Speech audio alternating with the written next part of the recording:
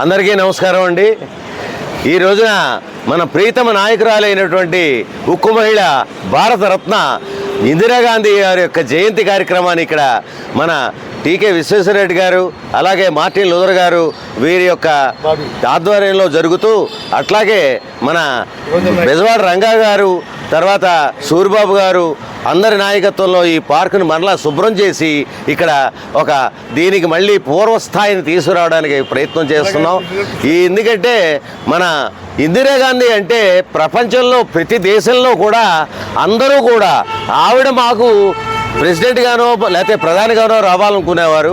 అమెరికాలో నిక్సన్ ఉన్నప్పుడు, Nixon gate సమస్య వచ్చినప్పుడు అమెరికా వాళ్ళని ఒక స్టాటిస్టిక్స్ తీస్తే వాళ్ళు మాకు ఇందిరాగాంధీ కావాలి అని చెప్పడం ఒక చాలా గొప్ప విషయం.